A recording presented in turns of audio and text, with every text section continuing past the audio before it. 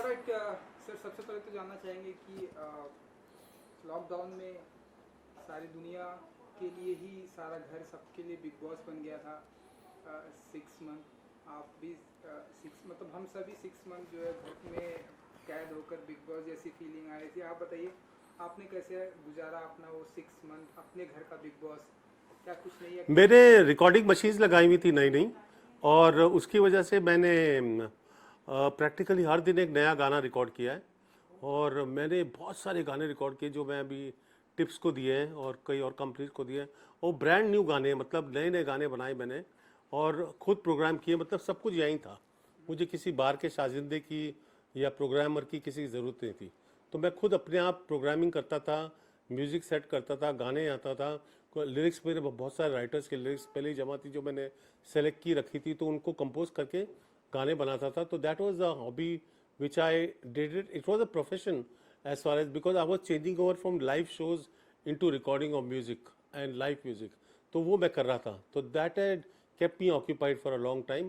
और उससे मेरा शायद ये वक्त which was very difficult for the whole world थोड़ा शायद बेटर फील हो, क्योंकि हर दिन एक नई अचीवमेंट होती थी, एक नया गाना सामने आता था, उसको सुनने का मज़ा होता था, you sing in your own voice. तो रिजल्ट उसका मुझे सोच के बड़ा खुशी होती थी। टेक्निकलिटीज़ में बहुत काम किया मैंने। जी जी। सो ये सारे जो आपने सब शूट किया रिकॉर्ड किया, ये कब तक आ जाएंगे sir?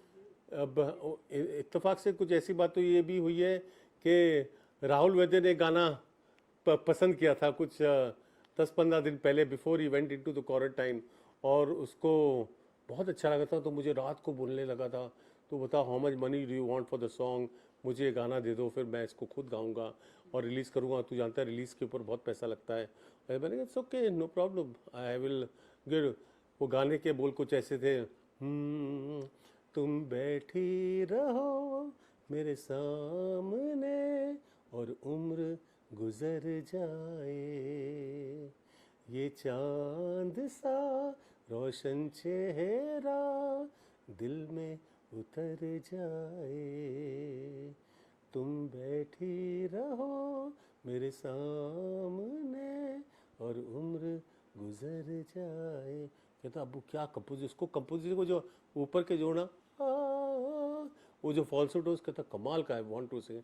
I said okay why not. And ये इत्तेफाक की बात है कि he is in Big Boss and I am connected to Big Boss through my music and all. तो इत्तेफाक की बात है कि ये गाना उसको बहुत अच्छा। उस वक्त मुझे कुछ पता नहीं था कि इनके बिग बॉस के जाने का था। उसके बाद उसने नेक्स्ट 2 डेज के बाद मुझे बताया था कि I am going to Big Boss. ये गाने मैंने टिप्स को दिए हुए हैं, लेट अस होप कि वो सेलेक्ट हो। मेरा एक एल्बम है love kisses and heart breaks, जिसमें मैं चाहता हूँ कि 100 गाने लव सॉन्ग्स रिलीज हो एक साथ, 100 love songs with various singers, not with one singer, lot of singers. कह रहा हूँ वो एक ही album, love kisses and heart breaks, an album by Abu Malik, an album but 400 minutes of non-stop love songs. One composer, many voices. Naturally बहुत सारे एक ही आवाज़ पे सुनने के, तो it be a tiresome project. उसमें मेल फीमेल बस सब लव सॉन्ग्स हैं, and I have got them ready, पड़े में वो रेडी है गाने में बस। So the whole thing is that के the project is very nice, but let us hope it can be done. Very difficult project, but I have got it ready. खाली dubbing है, दैट टेक्स 10 मिनट्स। एक professional singer 10 minute में गाना गा देता है, फिर उसकी मिक्सिंग में 2-4 घंटे लगते हैं, और बस इतना काम है पर सॉन्ग। हम ऐसा माने कि वो जल्द ही रिलीज हो? I hope, because it is a nice project, किसी ने किया नहीं है। Love kisses and heart breaks concept मेरा है, गाने मेरे हैं, कंसेप्ट मेरा है, लिरिक्स कमाल कमाल किए। आपने एक तो सुन लिया, तुम बैठी रहो मेरे सामने और उम्र गुजर जाए, ये चांद सा रोशन चेहरा दिल में, लव सॉन्ग्स हैं बेसिकली सब। पहले मैं मजाकिया गाने बहुत बनाता था, पहले जब आप लोग आए थे बहुत, फिर किसी ने बोला लव सॉन्ग्स बनाओ, तो मैंने जब बनाने शुरू किए तो बनते ही गए। तो इट्स अ क्रिएटिव एफर्ट। आप तो जानते क्रिएटिविटी का क्या है, बन भी सकता है, नहीं भी बन सकता, but I did my best. And अब हम देख रहे हैं सर कि जो साल का जो सबसे बड़ा कंट्रोवर्शियल शो, हिट टीआरपी वाला जो शो है बिग बॉस, स्टार्ट हो चुका है। आप बताइए आप कितना फॉलो कर पा रहे हैं? मैंने देखा उसकी ओपनिंग से सेरेमनी देखी, प्रीमियर देखा, उसके बाकी के 1-2 एपिसोड क्योंकि इंटरव्यूज थे तो मैंने देखे बैठ के। तो आई फाइंड इट्स, एक तो कलर्स को, चैनल को you must give lot of credit कि इस माहौल में उन्होंने इतनी मतलब इतने उनके ऊपर कितनी पाबंदियाँ होगी जिसको उनको लड़ के उन्होंने इवेंट पूरा इवेंट को वैसे ही कोशिश की वैसे ही रखने के लिए। अंत में जब एक बार अंदर चले गए तो सब वैसे ही है।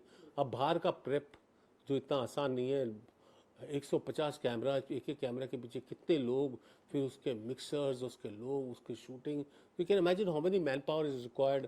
और उस पर कोविड को बचाना, और उसमें एक तो इतनी बड़ी चीज़ है कि ऑडियंस को एक नई चीज़ मिल रही देखने के लिए after a very long gap, so that is very good.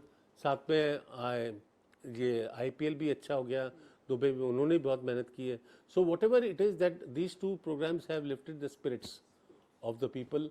और वक्त है दिवाली का, मतलब फेस्टिव सीजन है, तो उस माहौल में ये सब हो रहा है, तो it is good. I am very happy that big boss started. और जैसे शो कमाल का होता है वैसे होगा ही डेफिनेटली, और बहुत मज़ा आएगा ऑडियंस को, I am sure of it. So अगर मैं सर आपसे पूछूं कि आपका फेवरेट कंटेस्टेंट अब तक, तो आप किसके साथ जाना चाहेंगे, किसे पसंद करना चाहेंगे आप? जो अभी के जो शो है, नहीं ऐसा नहीं बोल सकते। क्यों, रीज़न क्या नहीं बोलने का, दैट वो अभी तक शुरू हुआ है।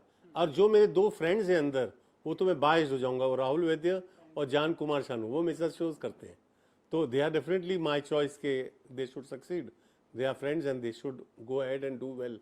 और दोनों ने अपना खिताब जमा लिया अंदर बिग बॉस के अंदर, and people are noticing them, तो उनका होगा अच्छा।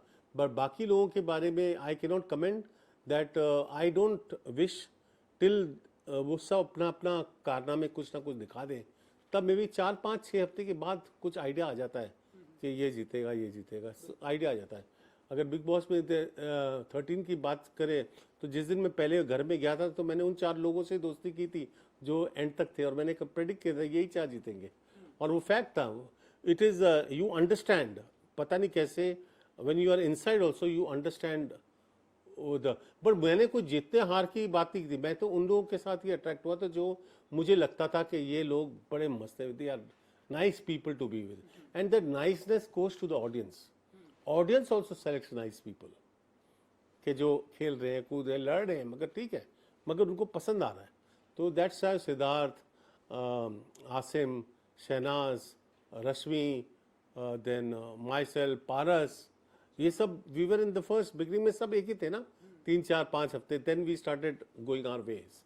But you can come to know in 4-5 weeks, not before that.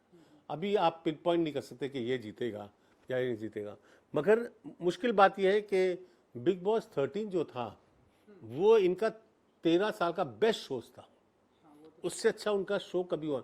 तो बिग बॉस 14 के ऊपर कितनी बड़ी रिस्पॉन्सिबिलिटी हुई यंगस्टर्स के ऊपर, क्योंकि उन पे वो पूरा भार बिग बॉस 13 का है, तो वो थोड़ी पिगी बैकिंग तो होगी। मतलब बिग बॉस 13 के काफ़ी आर्टिस्ट आएंगे to assist, be there and pull the show up, जिससे ऑडियंस और जाएगी, because audience still wants to see them, that's a big thing about it.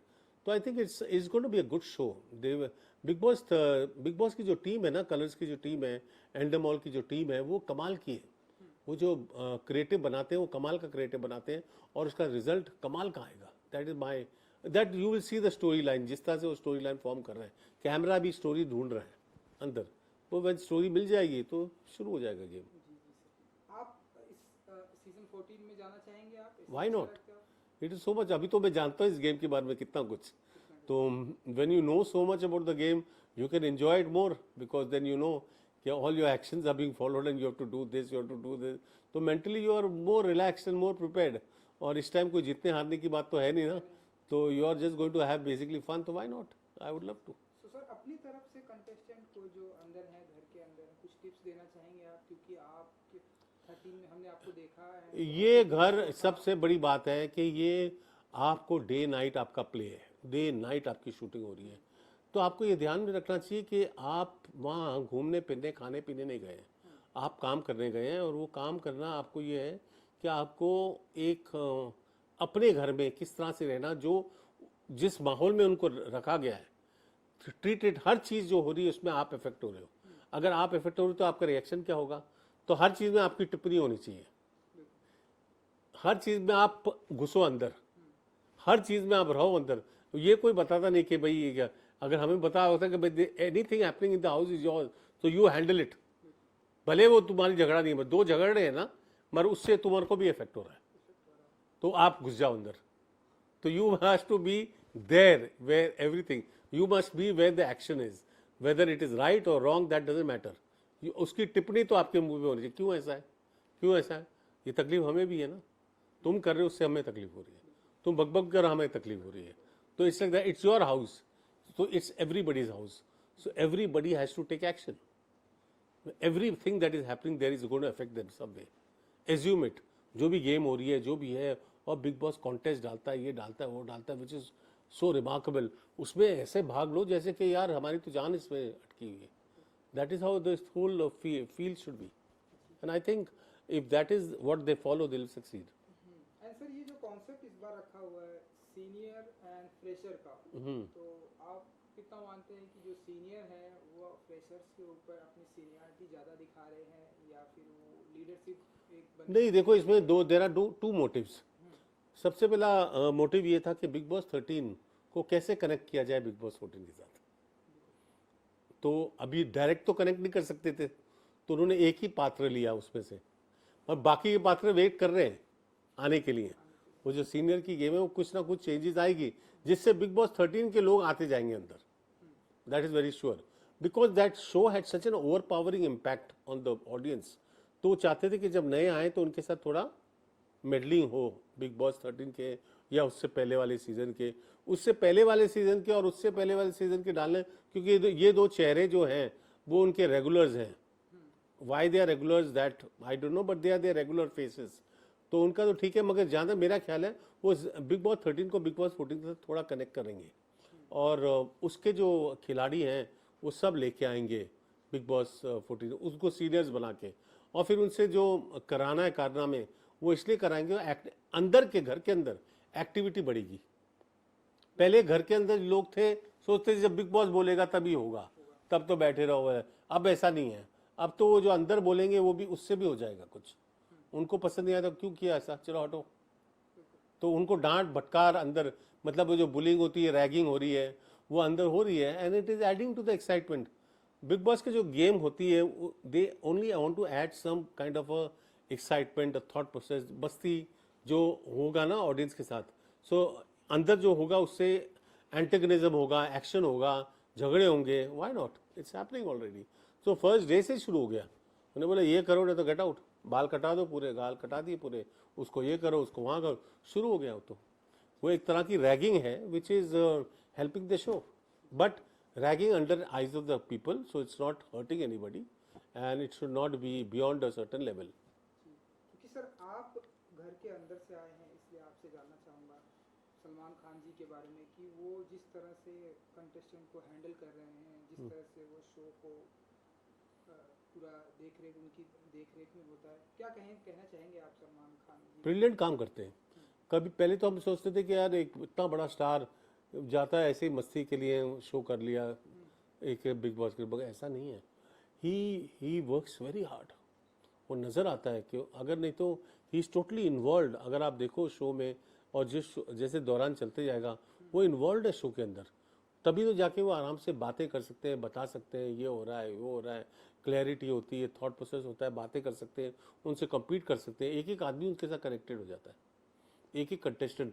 अगर आप 16-17 आदमियों को कनेक्ट करने बोलो और उनके साथ बातें करो, और एक एक चीज़ की एक एक को याद दो, थोड़ी प्रॉम्प्टिंग होती होगी, वो सब है, बट नज़र आता है कि he is totally involve in the show and he handles the show. अब जो माहौल था इट वाज क्वाइट सोबर, क्योंकि सोबरिटी, बिकॉज माहौल ऐसा है, उसमें सोबरिटी रख के भी एंटरटेनमेंट किस तरह से प्रेजेंट किया, डिग्निफाइड मैनर में, बातें भी किए, मस्ती भी किए, but dignified. So I think I like the style, he does it very well. And sir एक जैसा कि हमने देखा सोशल मीडिया पर जिस तरह से माहौल बनाया गया, लोगों का कहना है सुशांत सिंह केस के इंसिडेंट से लोगों का कहना है कि इस बार बिग बॉस बायकॉट करेंगे, बिग बॉस सलमान खान करेंगे. कैसे देखते हैं आप इन सारी? नहीं, मुझे उनकी जो ट्रेजेडी हुई है उसका तो बेतहाशा दुख है, क्योंकि वो a young handsome man with a great career in front of him, everything was fantastic. And क्यों हुआ, ये एक सवाल, क्वेश्चन मार्क आ जाता है, क्यों हुआ. एंड क्यों हुआ में अगर किसी बोले कि उनकी करियर अच्छी नहीं चल रही थी, दैट इज बुलशिट. 4 बड़ी बड़ी फिल्में शुरू होने वाली थी and he was doing very well financially, was very well off. He had good people around him. अगर उनकी तबीयत ख़राब थी तो उनका ध्यान रख रहे थे. मत जो भी हुआ, मतलब उन्होंने ऐसा सोचा कि उनके लिए कोई हेल्प नहीं है, खुद ने ऐसा सोचा कि, और उन्होंने ऐसा इतना एक संगीन स्टेप उठाया जिससे बेतहाशा दुख होता है. मगर इसका कोई कनेक्शन है, अगर किसी कनेक्शन करो और स्टार सलमान खान के साथ जोड़ने की कोशिश करो या किसी और के साथ स्टोरी जोड़ने की कोशिश, that is a wrong angle, because the boy was successful.